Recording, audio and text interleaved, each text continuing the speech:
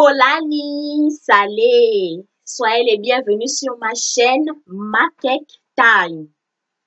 Aujourd'hui, je vous reprends dans cette nouvelle vidéo pour continuer avec les histoires vraies vécues par moi personnellement ou par mes proches. Aujourd'hui, je vais vous raconter une histoire vraie qu'a vécue mon arrière-grand-père. Je vais vous mettre sa photo quelque part ici pour que vous voyez son visage.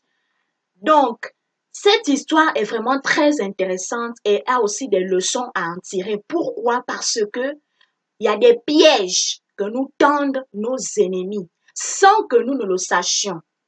Voilà pourquoi il est très important de ne pas emprunter les mêmes routes, les mêmes bus, les mêmes chemins, les mêmes bars, les mêmes restaurants. Tous les jours, on sait que vous êtes à cette heure-là dans le bar. Tous les jours, on sait qu'à 12 heures pile, tu es là pour venir manger dans le restaurant là. Ce n'est pas bon comme ça. C'est pas bon. Parce que vous ne savez pas ce que vos ennemis préparent contre vous.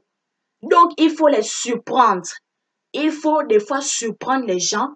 Aujourd'hui, tu peux décider que non, je ne sors pas.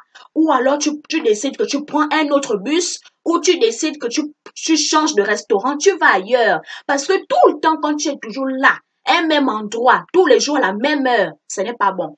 Tout le monde va connaître tes faits et gestes. Et il y a des gens qui sont là, uniquement, ils sont en train de paramétrer tous vos faits et gestes. Ils paramètrent ça au millimètre près pour vous tendre des pièges mortels. Et je vais vous dire pourquoi je le dis, parce que mon arrière-grand-père a vécu cette situation. Je vais vous raconter son histoire. Alors, mon arrière-grand-père, on va lui donner le nom de Jérôme. Donc, mon arrière-grand-père Jérôme travaille à Libreville au Gabon pour une chaîne de magasins qu'on appelle Sekagadis. C'est l'un des premiers gérants de cette chaîne de magasins dans les années 60, la chaîne Sekagadis. Donc, pendant les vacances, il décide avec sa femme, mon arrière-grand-mère, on va lui donner le nom de Marguerite. Voilà. Donc, il décide avec sa femme Marguerite de se rendre à Mayumba pour aller passer leurs vacances là-bas. Mais, vous savez que quand on part dans un village, il ne faut pas aller comme ça les bras ballants. Donc, il se prépare en conséquence en achetant des cadeaux pour la famille et tous les amis et tout. Mais à cette époque-là, vraiment, les salaires n'étaient pas comme les salaires qu'on a aujourd'hui. Ils se débrouillaient comme ils pouvaient. C'était vraiment des salaires très bas. Donc, ils n'ont pas, en fait, acheté beaucoup de choses pour tout le village parce que c'était pas possible que tout le monde ait ce qu'il veut. Donc, ils ont fait le maximum qu'ils ont pu pour réunir les cadeaux pour tout le village. Arrivé donc au village à Mayumba, mon arrière-grand-père appelle tous les villageois au corps de garde pour pouvoir distribuer les cadeaux à tout le monde afin que chacun ait un petit souvenir de leur passage au village. Et c'est comme ça que les hommes du village se dirigent bien évidemment chez mon arrière-grand-père Jérôme. Et là, il ouvre son sac et il fait sortir des cravates, il fait sortir des chaussettes, des spiritueux et des vins de luxe. Donc, il distribue tout ça aux gens du village, aux hommes particulièrement. Mais parmi les gens qui ont reçu les cadeaux, malheureusement, ceux qui voulaient avoir des spiritueux et des vins, ce n'était plus possible parce que les vins étaient finis. Donc, mon arrière-grand-père a dit, ah mes frères, vous allez m'excuser, vraiment je suis désolé, mais je vais vous offrir les chaussettes à la place. Mais c'est aussi des chaussettes de luxe. Mais malheureusement, vous qui voulez les vins et les spiritueux là, les autres sont déjà venus chercher avant vous. Donc, c'est fini. Il ne reste que les chaussettes. Excusez-moi, je vais vous donner ça. Et c'est comme ça que ces derniers ont pris les chaussettes, mais à contre-cœur, parce que ils voulaient les spiritueux et les vins de luxe et les cravates de luxe. Mais comme il n'y en avait plus, ils ont pris les chaussettes. Mais ils ont ruminé dans leur cœur parce que ça ne leur plaisait pas. Ils n'étaient pas satisfaits. Maintenant, du côté de mon arrière-grand-mère Marguerite, elle a appelé aussi les femmes du village que, ah, mes sœurs, venez, j'ai des cadeaux et tout ça. Donc, Marguerite, elle, vu que c'était une femme très coquette, elle aimait la coquetterie et tout. Donc, elle avait prévu des sacs de luxe avec des laits de corps de la marque Candace. Donc, les femmes du village sont venues, elles étaient contentes d'avoir leur sac de luxe avec le lait de corps Candace et tout.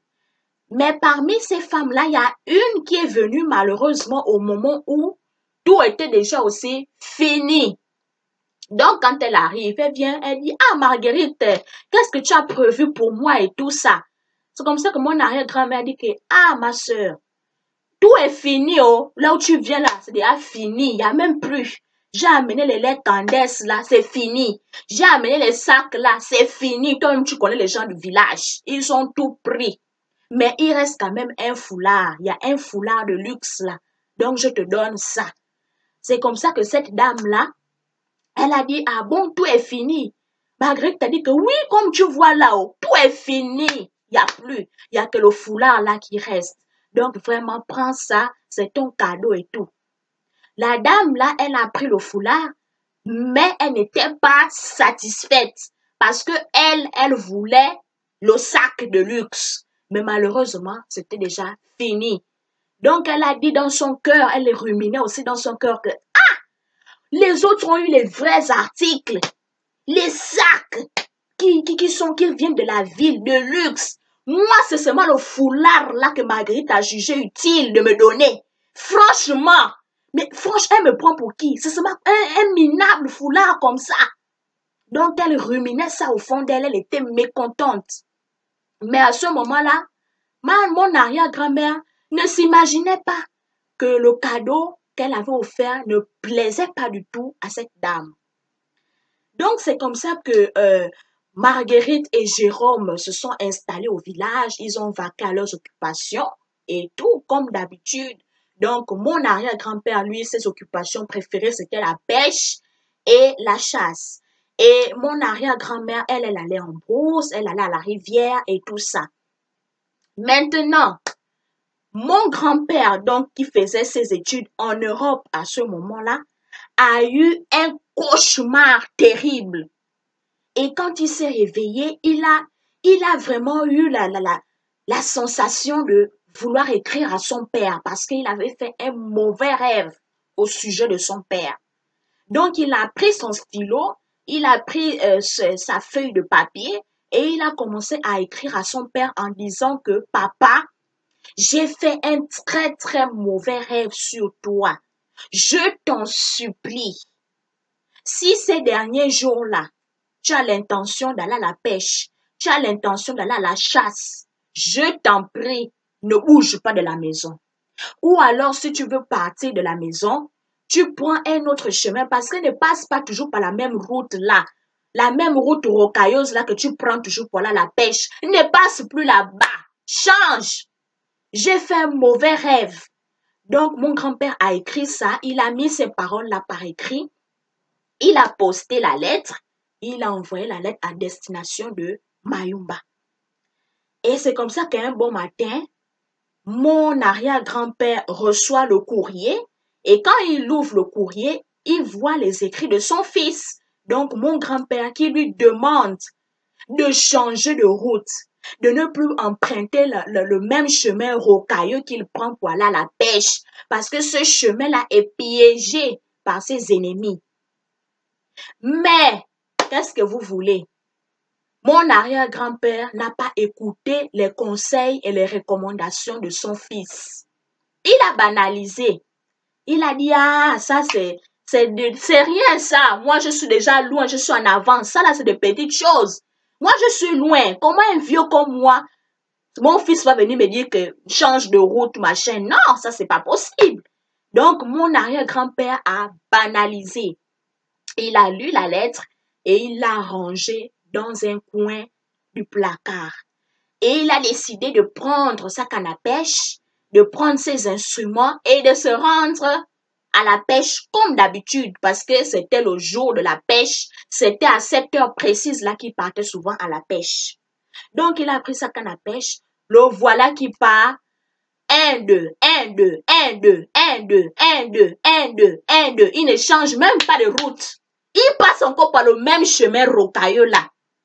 Voilà maintenant, quand il arrive à ce chemin-là, il se cogne le pied gauche contre une pierre.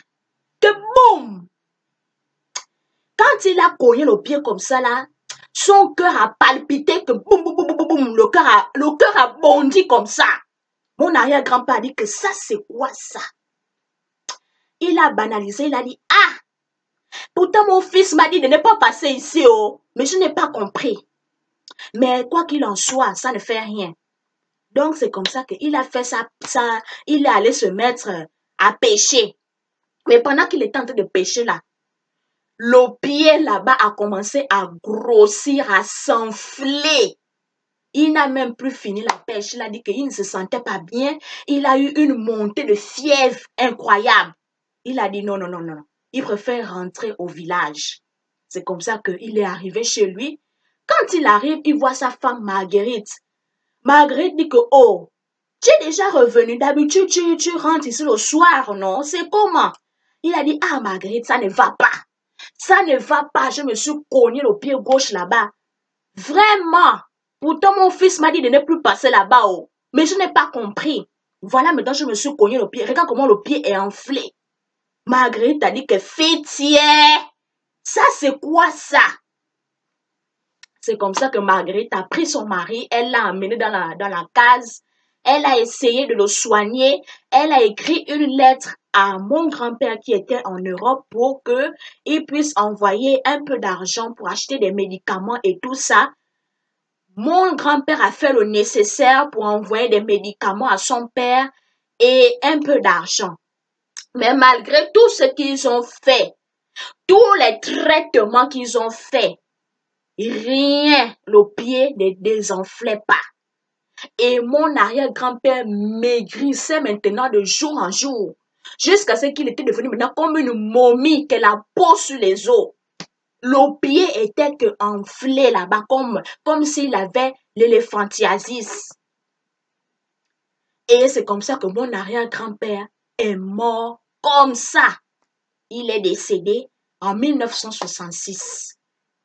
Et quelques mois plus tard, mon arrière-grand-mère, je vous ai dit qu'il y avait une dame qui était mécontente parce qu'elle avait reçu le foulard à la place du sac de luxe.